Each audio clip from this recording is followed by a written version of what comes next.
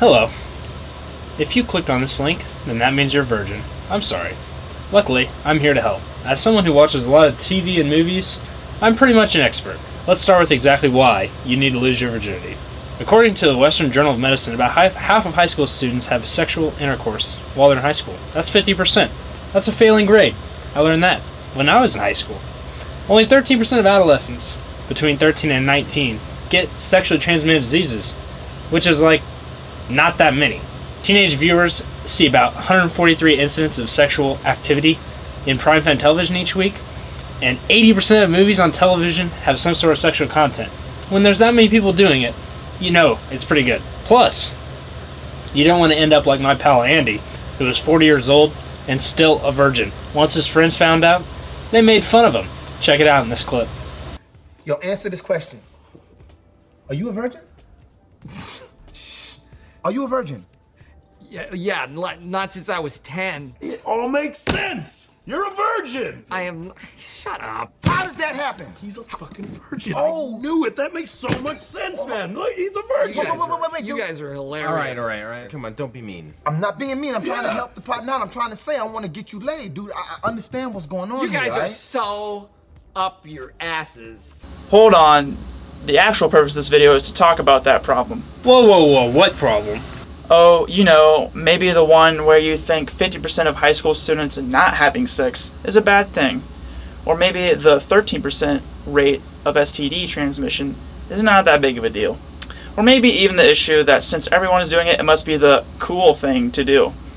Alrighty then, how about you show us how the image of virginity is such a terrible idea? That is exactly what I plan to do in this analysis of virginity in American media.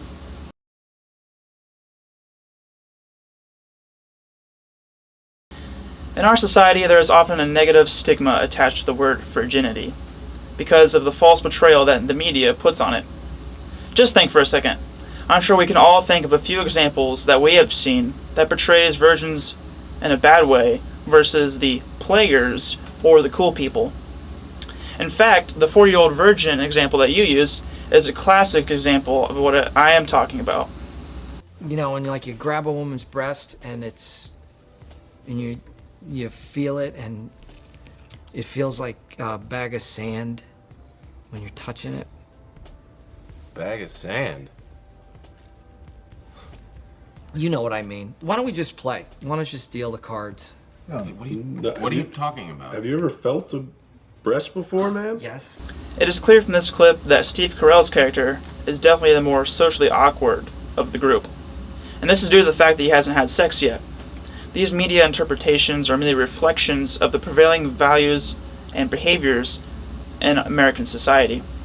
Given the presence that TV and movies have in our culture, they serve a reinforcing role that only perpetuates these negative stereotypes of virginity. This especially hurts teens and young people who continually cite mass media as their primary teacher of sexuality. You know who my hero is, Caleb? Barney Stinson from How I Met Your Mother. He wears fancy suits, he makes a lot of money, and most importantly, he gets a lot of women. How many women, you ask? Let's take a look. It's magical up there. Sure. I super love you. Wish there was something I could do. Oh, Tanya. I'm so glad you said that. This better be good. I am about to enter Nirvana. By the way, I should get you Nirvana's phone number. She gives a great massage. After Shannon and I talked, I nailed her. Hey, don't knock long-distance relationships. I really think they can work. There's Lisa in Madrid, there's Erica in Tokyo, there's Laura in Denmark, and Kelly on 34th. I slept with that cute Indian girl who cuts my hair!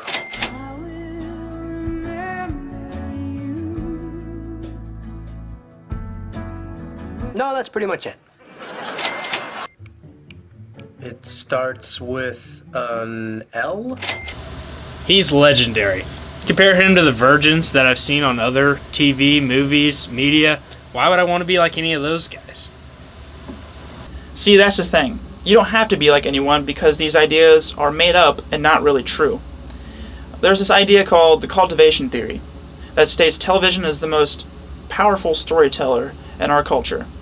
It continually repeats myths and false ideologies, such as this interpretation of virginity. Stemming off of this, the cognitive social learning theory suggests that people imitate or condone these actions, such as Barney Stinson's, when they are rewarded instead of being discouraged. Culture is something that is embedded in our DNA, and it's a bit problematic when these ideas are part of our culture in such an enormous way. The ones that stigmatize virgins negatively. Now, we have talked a lot about how there is a negative portrayal of virgins in our society. But what exactly does that portrayal look like? Well, we already have the example of the 40-year-old virgin.